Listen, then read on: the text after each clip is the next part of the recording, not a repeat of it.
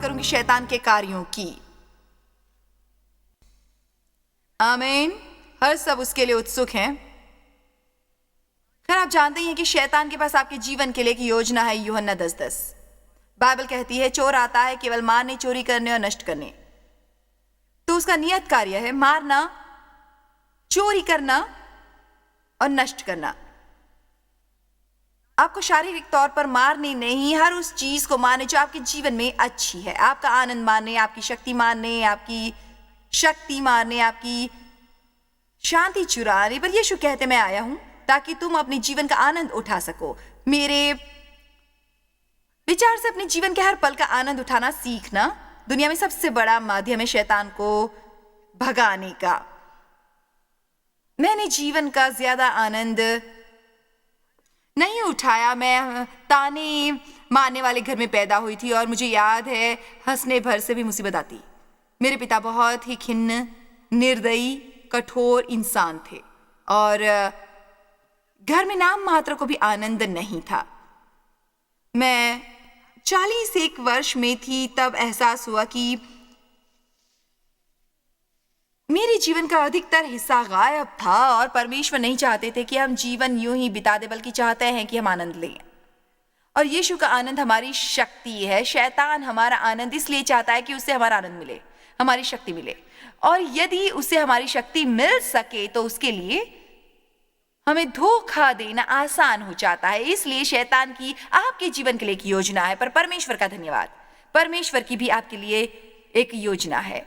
अब याकूब 4:7 के अनुसार, इसलिए परमेश्वर के अधीन हो जाओ और शैतान का सामना करो, वो तुम्हारे पास से भाग जाएगा। 4:7 याकूब। इसलिए परमेश्वर के अधीन हो जाओ और शैतान का सामना करो, वो तुम्हारे पास से भाग जाएगा। देखा आपने, कितना आसान है, कितना आसान है। वही कर जो परमेश्वर कहे, तब शैतान का आपके जीवन पर कोई अधिकार नहीं रहेगा। करना वही है जो हम सोचते हैं, चाहते हैं, महसूस करते हैं। परमेश्वर हमें आशीष देगा ताकि सारा जीवन संताप में न गुजारे। शैतान पर गुस्सा इसलिए कि जीवन में कुछ भी अच्छा नहीं हो रहा। परमेश्वर के अधीन हो जाएं। हम में से किसी के लिए भी ये ठीक न होगा कि हम शैतान का सामना करने का प्रयास करें यदि हमने अपने को परमेश्वर के अधीन नहीं कर दिया। सामना करने की शक्ति अधीन होने में है। तो सुनाओ सबने, निरर्थक होगा शैतान का सामना करना यदि आपको अपने जीवन में अवज्ञा के उन क्षेत्रों की जानकारी नहीं जिसके लिए आप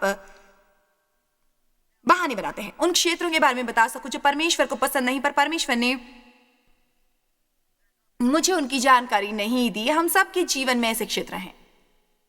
मैं खुश हूं कि परमेश्वर हमारे साथ हो रही गलत चीज का एहसास हमें एकदम नहीं कराते, है ना? ऐसा वो जानते हैं हम कितना ग्रहण कर सकते हैं और हमारे साथ मिलकर किसी वस्तु पर कार्य और हमारे साथ मिलकर किसी वस्तु पर कार्य करते हैं। चलिए थोड़ी देर के लिए फिर कुछ और देखें। मैं कह सकती हूं, और मैं इसे डींग मारने के हिसाब से नहीं कह रही, पर मैं ईमानदारी से कह सकती हूं कि अपने जीवन में ज्ञात अवज्ञा की कोई जानकारी मुझे नहीं और ना ही मेरे अंतःकरण को, और जो कुछ परमेश्वर दिखाते हैं उसे करने में मैं जी जान से लग जाती हूँ, उसका पालन करती हूँ। यही मैंने सीखा है और ये एक लंबी यात्रा थी, कठिन यात्रा, और मैंने इसे गलत तरीके से किया था। मैं उन सब चीजों से गुजरी जिनका मैं जिक्र कर रही हूँ। मेरी इच्छा, जो मैंने सोचा, जो मैंने चाहा, मेरी भावना, मेरे जज्बात, शैतान को हर समय भगाना, हताश क्योंकि मुझे महसूस होता शैतान शैतान शैतान शैतान। मैं नियमित रूप से याकूब 4:7 के पहले हिस्से का हवाला देती हूँ। मैंने लोगों को देखा ऐसा करते, देखा है, बशर्ते वो मेरी तरह ईसाई हों।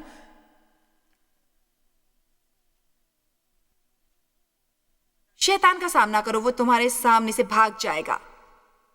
मैं चाहती हूं आपकी तत्काल, उग्र और बेहद आज्ञाकारी मनोवृत्ति जो आप में है, उसे आप और गहराई तक ले जाएं अपने हृदय में परमेश्वर के प्रति, अपने जीवन में। अपनी ग्रोसरी कार्ट को दूर करने की चर्चा मैंने की थी। और आपने सुनी वो कहानियां जो परमेश्वर ने मुझे सिखाई थी। महत्ता इस बात की नहीं कि आप अच्छे इंसान हैं और दूसरों के लिए बखेड़ा नहीं छोड़ते। खैर, ये बात है 1970 की, जब परमेश्वर ने मुझे सिखाना शुरू किया कि कैसे उन तुच्छ छोटी सी ग्रोसरी कार्ट को उस जगह पार करना चाहिए जो ग्रोसरी कार्ट के लिए तय थी।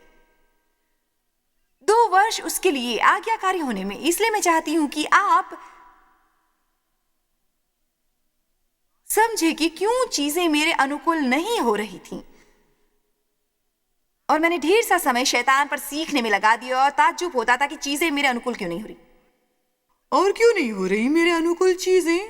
मेरी मिनिस्ट्री क्यों नहीं बढ़ रही? क्यों परमेश्वर ये क्यों नहीं हो रहा, वो क्यों नहीं हो रहा? कब परमेश्वर, कब? हर समय शैतान को फटकारती रहती और अंततः मैंने पता लगा लिया कि वही करो जो परमेश्वर तुम्हें करने को कहे। चलिए, इतना मुश्किल भी नहीं है। जब मैंने कहा था कि शैतान को कैसे भगाना, इस पर चर्चा करने जा रहे हैं पिछली रात, और आज प्रातः को हर एक ने तालियां बजाकर इसका स्वागत किया। जैसे ही मैंने बताया कि शैतान को कैसे भगाना है, तालियां बंद हो गईं।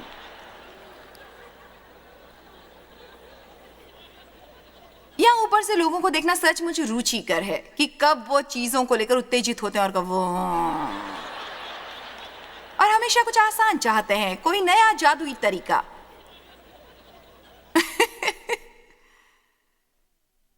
पर बाइबल ज्यों की त्यों रही है जब से वो लिखी गई। परमेश्वर जो कहते हैं वही करो, इसी में आशीष है। वही करो जो आप चाहते हो। आपकी जिंदगी में बखेड़ा हो रहा है।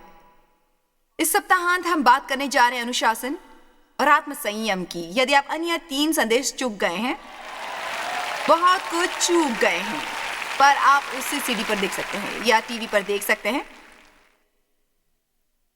अनुशासन और आत्म संयम बहुत आवश्यक हैं आज्ञाकारी जीवन बिताने के लिए, क्योंकि आज्ञाकारी होकर आप वो नहीं कर सकते जो आप हर समय करना चाहते हैं।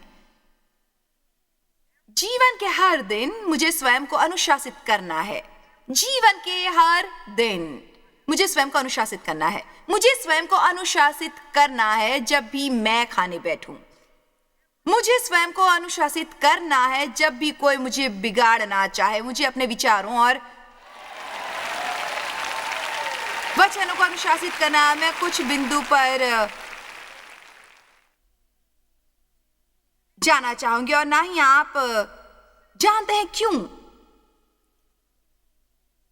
रोमियो 6 फिर भी कहता है हम पाप के लिए मर गए। इसका मतलब नए और पुनः जी उठने की समानता के हमारे हिस्से और उसमें पैदा पुनर्जीवित आत्मा का पाप से कुछ लेना देना नहीं। हमारा वो हिस्सा पाप के लिए मर गया है, परंतु हमारे अंदर की लालसा अपना काम करती रहती है। अब मैं फौरन हाँ कह सकती हूं। मैं आशा और प्रार्थना करती हूं कि मैं अगले 2 साल परमेश्वर से नहीं उलझूंगी ग्रोसरी कार्ट को उसकी जगह पर पुनः पाक करने से।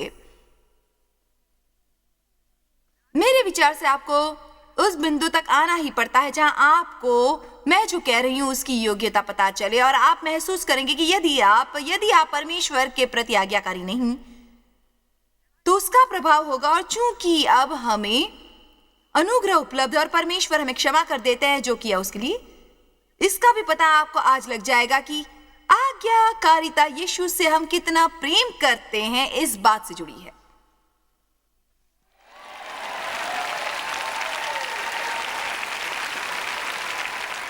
मैं नहीं चाहती कि आप परमेश्वर का कहना इसलिए माने कि आपके पास अधिक पैसा, अधिक समृद्धि, अधिक तरफदारी, एक बड़ा सा घर। आप परमेश्वर का कहना इसलिए मानिए क्योंकि आप यीशु से प्रेम करते हैं, क्योंकि आप पवित्र आत्मा को दुखी नहीं करना चाहते, क्योंकि आपके जीवन की एक ही अभिलाषा है कि आप परमेश्वर के आज्ञाकारी बनना चाहते हैं। मैं आपके बारे में ज्यादा नहीं जानती, पर मैं जानती हूं कि ये बेतुका लगेगा। मुझे परमेश्वर के लिए अफसोस है। जानती हूं उन्हें मेरी दया नहीं आनी चाहिए। मैं हर बार यही कहती हूं, हे परमेश्वर क्षमा चाहती हूं, मुझे लोगों के व्यवहार पर अफसोस है। इस दुनिया के बहुत सारे लोग आपसे संबंधित कोई वस्तु नहीं चाहते और ना वो आपका नाम शापित और भयानक शब्दों से जोड़ देते हैं। परमेश्वर क्षमा करें, सारी हत्याओं, अपराधों, अन्य भयानक चीजों के लिए लड़ाइयां चलती रहती हैं, पर बाइबल कहती है हमें रोशनी बन उजाला फैलाना है अंधेरे स्थान में, और ऐसा बनना है जिस पर परमेश्वर गर्व कर सकें। क्या वो बनना चाहते हैं कि कोई चल रही सारी गड़बड़ियों की ओर न देखकर आपकी तरफ देख सके? शुरू से ही स्पष्ट कर दूं कि यदि आप आज्ञाकारी बनना चाहते हैं तो उसकी कीमत देनी होगी। यदि मुझे आज्ञाकारी बनना है तो उसकी कीमत देनी होगी और लगातार देनी होगी। आप पूछ सकते हैं कितनी देनी होगी? हर समय आपकी मनमानी नहीं चलेगी। हर चीज अच्छी नहीं होती है, हर चीज आरामदायक नहीं होती है, हर चीज आपको हंसाती नहीं है। अंततः यह करेगी। हम सब चाहते हैं कि हमें राह मिले, ऐसा कोई नहीं जो ये ना चाहता हो। मुझे अपनी राह चाहिए, पर मुझे पता होना चाहिए कि वो वास्तविकता नहीं है और हमें विश्वास करना होगा। ऐसा मैंने अपनी एक बैठक में कहा था, पर जानती हूं कई ने चेहरे बिगाड़े। हमें विश्वास होना चाहिए कि परमेश्वर जो करने को कहते हैं वह हमारे फायदे के लिए करने या ना करने को कहते हैं, सिर्फ हमारे लिए। यदि इस पर विश्वास कर सकें कि किसी भी हालत जो आप चाहते हैं, मान लीजिए कि आप एक सिंगल वुमन है और आप काफी समय से सिंगल हैं और एक खूबसूरत दिखने वाला इंसान आपके पास आता है और वो आप में रुचि दिखाता है और वो विश्वासु नहीं है, कुछ और छोटे मोटे नुस्खे भी उसमें नजर आते हैं। उसे पाने की आप में इतनी शिद्दत है कि आप सोचने लगती हैं कि अब परमेश्वर आपसे कहते हैं इसे मत करो, इसे मत करो, इसे मत करो, इसे मत करो। पर परमेश्वर, मैं एकाकी हूं, मैं और एकाकी नहीं रहना चाहती। इसे मत करो, इसे मत करो, इसे मत करो, इसे मत करो। परमेश्वर इसलिए आपसे नहीं कह रहे हैं कि आपको किसी और का साथ न मिले, और ना ही वो इसलिए कह रहे हैं कि उन्हें आपको रोते देख खुशी होती है या रात को अकेली सोती है तब दुख होता है। वो इसलिए आपसे कह रहे हैं कि वो आपको जीवन भर के संघर्ष, दुख और पीड़ा से बचाना चाहते हैं। आप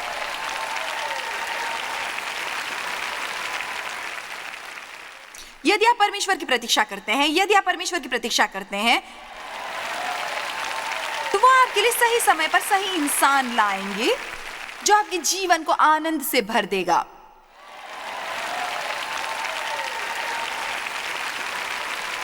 और इसे आप आजमा सकते हैं हजारों विभिन्न तरीकों से। अब मैं आपसे अनुशासन के बारे में कुछ कठिन प्रश्न पूछती हूं। आज हम नजर डालेंगे विभिन्न क्षेत्रों पर यही इसी सुबह, और देखते हैं क्या होता है। अपने मुंह पर आप कितने अनुशासित हैं?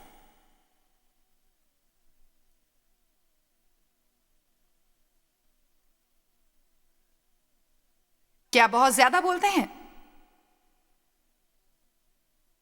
या नपातुला बोलते हैं? हो सकता है आप बातचीत में माहिर ना हो। इस सुबह हम अपने छोटे से प्रतीक्षा कक्ष में बैठक शुरू होने की प्रतीक्षा कर रहे थे और मैं प्रयास कर रही थी माइक्रोफोन को ऑन करने का। डेव हमेशा मेरी मदद करते हैं क्योंकि उससे छुपाना होता है कपड़ों में। मुझे उसकी मदद चाहिए। खैर, वो मुझे नहीं मिला, वो वहां नहीं था। उसने नहीं बताया कि वो कहां गया था। देव गायब होने में बड़े माहिर हैं, यूं ही गायब हो जाते हैं। मैं एक कम्युनिकेट हूं पर नहीं कर पाऊंगी। मैं बात बताती हूं कि पर वो इसके बारे में नहीं सोचते, जहां चाहे चले जाते हैं। उसके बाद मुझे काफी समय गंवाना पड़ता है ये पता लगाने के लिए वो कहां है। मुझे किसी और को खोजना पड़ता है अपनी मदद के लिए। इसलिए मैं बहुत बातें करती हूं और वो बहुत नपी तुली। दोनों में कोई भी मुद्दा बन सकता है। अगर आप अच्छे कम्युनिकेटर नहीं हैं तो आपको अभ्यास की आवश्यकता है बेहतर ढंग से बात करने के लिए। मैं यूं ही चिढ़ा रही थी पर उन्होंने मुझे नहीं बताया वो कहां थे। जब हम शॉपिंग के लिए साथ जाते हैं, बेतुका लगता है, मेरा सारा समय उसे ढूंढने में निकलता है। आप इसे नकार नहीं सकते। आप जानते हैं सच क्या है। हम स्टोर में अचानक मैं पीछे घूमी और वो गायब थे। कुछ पता ना था वो कहां थे। और तब मैंने उन्हें कॉल किया पर उनका जवाब नहीं आया। उन्होंने फोन को साइलेंट पर रखा था। तो डेव कमाल कहना जो मुझे उनके पीछे पड़ने देते हैं।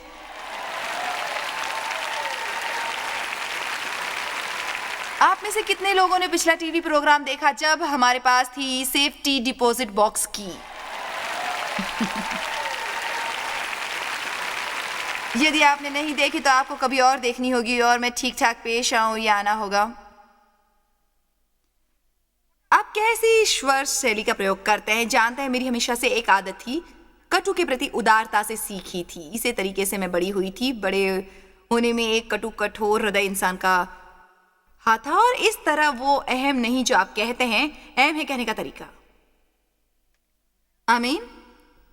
देखिए यशायाह 58:9, तब तू पुकारेगा और परमेश्वर उत्तर देगा, तो दुहाई देगा और वो कहेगा मैं यहां हूं। यदि तू अंधेर करना और उंगली उठाना और दुष्ट बातें छोड़ दे, तो यह मैं बता रही है, यदि मैं अपनी प्रार्थनाओं का उत्तर शीघ्र चाहती हूं, यदि तू अंधेर करना और उंगली उठाना और दुष्ट बातें छोड़ दे, तो ये हमें बता रही है, यदि मैं अपनी प्रार्थनाओं का उत्तर शीघ्र चाहती हूं तो अपने मुंह का कुछ करना होगा। प्रार्थना का उचित उत्तर शीघ्र पाने के लिए अपने मुंह का कुछ करिए। मैं प्रार्थनाओं में उचित वस्तुएं नहीं कह सकती। मैं अपने जीवन में सम्मिश्रण कभी भी नहीं चाह सकती। अपने आध्यात्मिक मित्रों को अध्यात्म सुना दूं और घर चली जाऊं। मैं अपनों को छोड़ दूसरों के लिए एक डरावने सपने की तरह हूं। चलिए वास्तविकता पे आ जाते हैं। यही सच्चाई है। मैं कहा करती थी सबके साथ रह सकती हूं जब तक कोई घर ना आया था।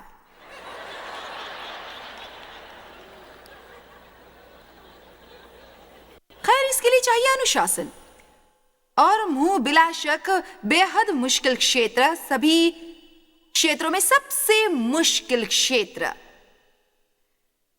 नियंत्रित करना। और बाइबल वास्तव में हमें बताती है कि जी पर काबू नहीं पाया जा सकता। इसलिए हर सेशन में मैं कहने का प्रयास करती हूं कि मैं आपको अनुशासन और आत्मसंयम की बात करूं और आज्ञाकारिता की। ये वो चीज नहीं है कि जहां मैं चाहूं आप उसी पर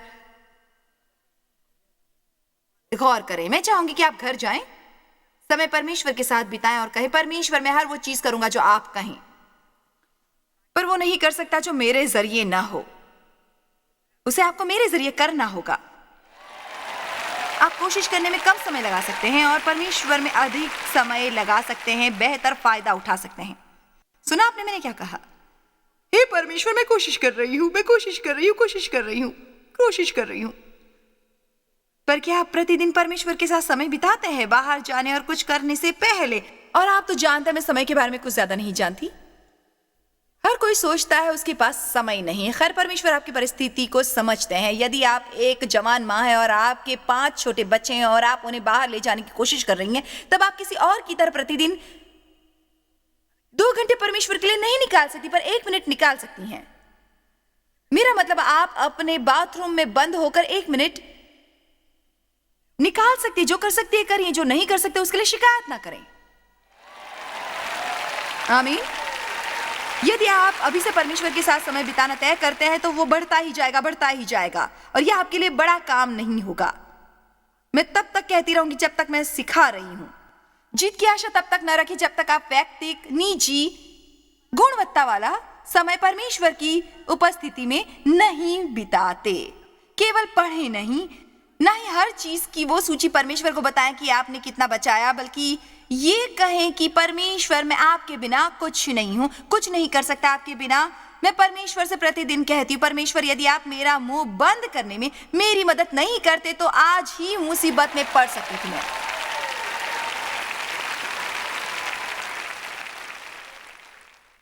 मेरा मतलब स्वीकार कर, मैं बड़े मुंह वाली हूं, उसी में लगा रहता है।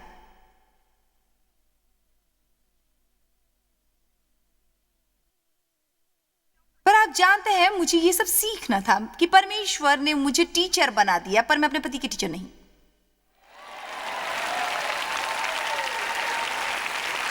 तो मुझे जानना था कि उसे कैसे बुझाना है और ये कैसे जलाना है।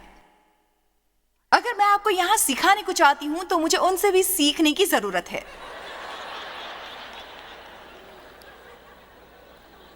मैं बेहतर हूं पर अभी पूरी तरह नहीं हूं। शुक्रिया। ओह शुक्रिया। मैं सोचती हूँ, अरे बाप रे बाप, मुझे कितने साल लग गए पर मैं अभी भी वहां नहीं कि अपने मुंह पर काबू रख सकूं जब वो मुझे किसी चीज के लिए सुधारना चाहते हैं और मैं कहूं खैर हाँ तुम्हें भी कुछ समस्या है बंधु।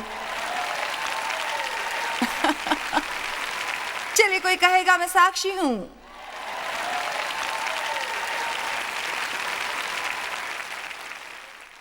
बाइबल कहती है केवल मूर्ख ही सुधार से घृणा करता है।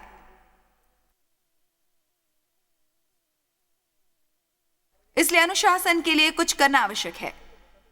आपके मुंह के वचन क्या शिकायत करते हैं?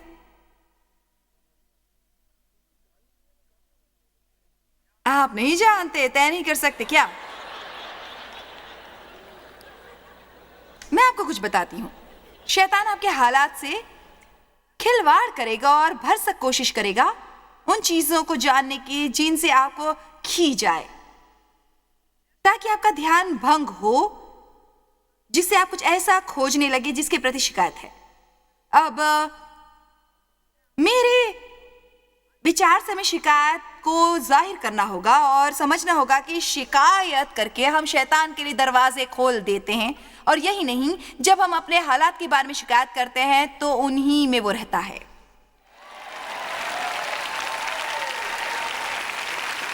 शिकायत मतलब मैं रहूंगा, बढ़ाई मतलब मैं बढ़ूंगा। इसलिए शिकायत कर बने रहें या बढ़ाई कर बढ़ते रहें, जो भी हम करना चाहें। मैं चाहूंगी कि एक नजर कुरिन्थियों 10:8 पर डालें। हम शैतान के कार्यों में बाधा डालने की बात कर रहे हैं। वचन 8, और न हम व्यभिचार करें जैसा उनमें से कितनों ने किया और एक दिन में 23,000 मर जाएं। या मुझे कहना है प्रभाव कई प्रकार के होते हैं। अवज्ञा के मैं ये नहीं कह रही कि आप सड़क पर गिरकर मर जाएंगे अगर परमेश्वर की आज्ञा नहीं मानेंगे। हालांकि एनानियास और सफिया ने ऐसा किया था। मुझे खुशी है कि हमें थोड़ी और दया मिली, पर अब हम परमेश्वर की नहीं मानते। कोई क्षेत्र मेरे या आपके या जो टीवी द्वारा देख रहे हैं कि जीवन का, जिसकी हमने अवज्ञा की, जिसकी हमें जानकारी है कि हमने शिकायत करके अवज्ञा की, जो हम हमेशा करते हैं। कोई भी क्षेत्र जहां हमने अवज्ञा की जानकारी है, जिसके लिए हम शिकायत कर रहे हैं, जैसा कि हम हमेशा करते हैं, उसके लिए भी बहाना बना लेते हैं। और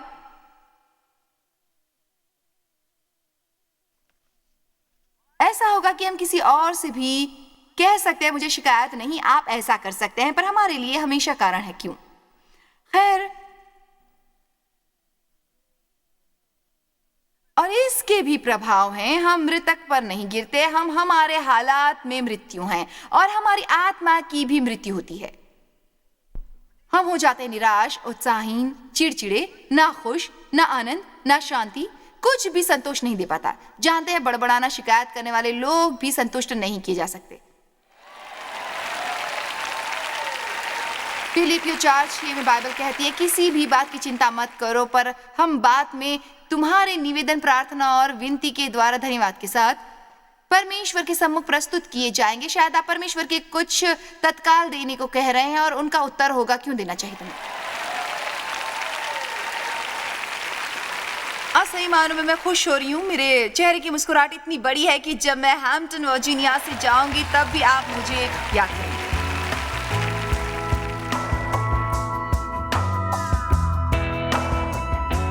शैतान आपके विनाश के लिए संकल्प है, पर आप उसके काम में बाधा डालकर विजयी पा सकते हैं और अपने जीवन को अनुशासित करके व्यक्तिगत और उत्तम समय परमेश्वर के साथ बिताकर, और दूसरी समझदारी की चीज है दूसरों के प्रति अच्छा सुलूक करना जहां भी आप जाएं। जब आप परमेश्वर पर विश्वास लाते हैं, आप उसकी बात मानते हैं और निर्णय लेते हैं लोगों के आशीष पाने का, आपके मित्रों और आपके परिवारजनों को भी काफी मदद मिलेगी।